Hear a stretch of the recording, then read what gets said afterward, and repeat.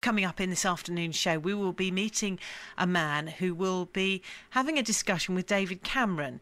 Now, he is a haemophiliac. He contracted HIV after being given contaminated blood and is hoping to secure proper financial and medical support for those who have been affected. This is tainted blood that was brought over from the United States in both the 70s and the 80s. We'll be hearing his story just after 2 o'clock. Now, joining me in the studio now, my guest, Mark Ward. As I said, his whole life affected by a blood transfusion in the 1980s. Good afternoon to you, Mark. Good afternoon. Now, let's just take us back to where this story began.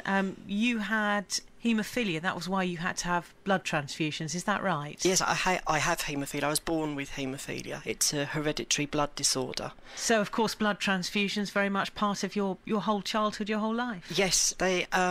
You have blood transfusions. I suffered with nosebleeds, which with haemophilia isn't good. So I virtually bled to death on many occasions. So you're topped up with whole blood, but then the process to treat the haemophilia is by injecting the clotting agent, factor VIII, which is the part of the blood my body doesn't produce naturally. So childhood must have been very stressful for you with all these medical processes going on. It was... Actually, it was a very different childhood. I would say that stressful. Kids take it on the chin. When you're born with something, you don't know anything different. So going to hospital was an everyday occurrence. Now, of course, the 80s, the late 70s, this was when the warning posters started to appear, when we started to hear about AIDS. Did you, as you were having these blood transfusions, ever link that with your situation, ever worry about what you were being subjected to? No, because there weren't, in the haemophilia units, there weren't any warning posters or anything. And it actually goes back beyond, it goes back further than the 80s. In 1976, haemophiliacs were highlighted that we were at high risk from blood-borne viruses.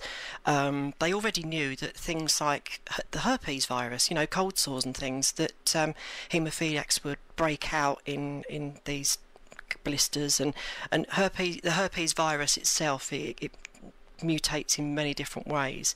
But in the late 70s, they knew that hepatitis B especially was a danger.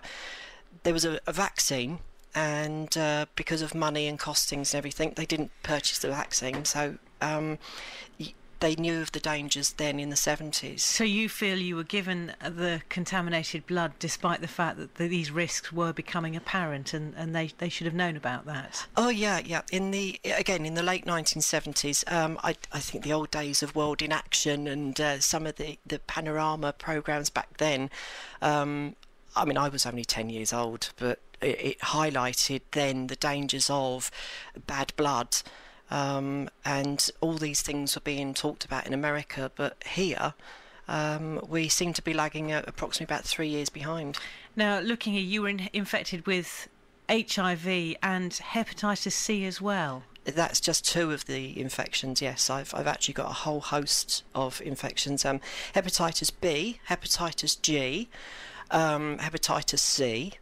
I was exposed to HIV, which...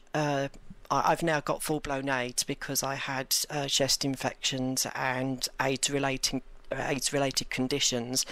I'm glad to say at the moment I've actually got a stable CD4, so at the moment I've got a smile on my face. You look really well. Well, the sun's shining, so it's nice. And of course, the treatment for HIV and AIDS has improved significantly since the 80s. So that's a good thing for you. It is, yes. The awful thing is that now because of all the various different medications over the years, the damage that they have done to our bodies. The very first treatment that came out was a tablet called AZT. And it was deemed to be the wonder drug. It was going to stop AIDS and everything. But actually, we've now, with the research and years gone by, this drug was originally made to fight cancer, but the reason it wasn't given to cancer patients was because it was too highly toxic and it killed them. So people like with AIDS we were told we would have possibly 2-3 years to live. So many people did they trials and things to test it out. Let's just go back to the time then when you realised, when it first became apparent that a life-saving blood transfusion had actually left you with this legacy. When did the symptoms start to appear, or when did you start to wonder whether things had happened? Well, again, because being a haemophiliac, you're not like this is where the difference with our community is, and I say our community, that's the infected community.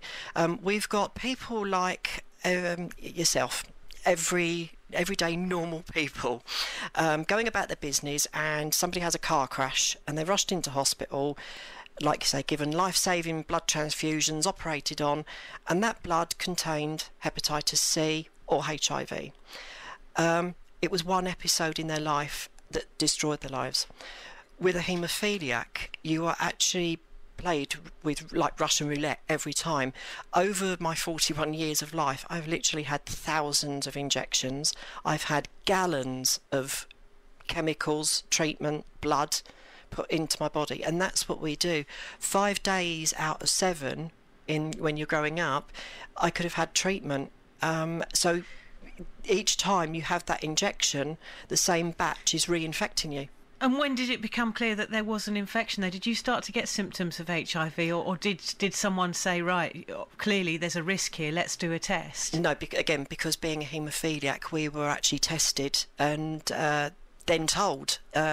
We were in the waiting room of the hospital, and just as we were about to leave, one of the nurses popped up and said, "Oh, Mr. and Mrs. Ward, would you like to know Mark's HIV results?" And at that time we didn't even know what it was. So they said, "Well, yes." And she said, "Oh, yeah, positive, and we'll see you next time. Bye-bye." So that's how I and my parents were told. And then it was a consultation just shortly after that, where the doctor actually said, "Well, yes, and it's possibly 2 to 3 years if lucky." We'll hear more about how AIDS has impacted on your life very shortly. We are hearing from Mark Ward, who was infected as a result, as we've been hearing, of those transfusions. More on his story very shortly.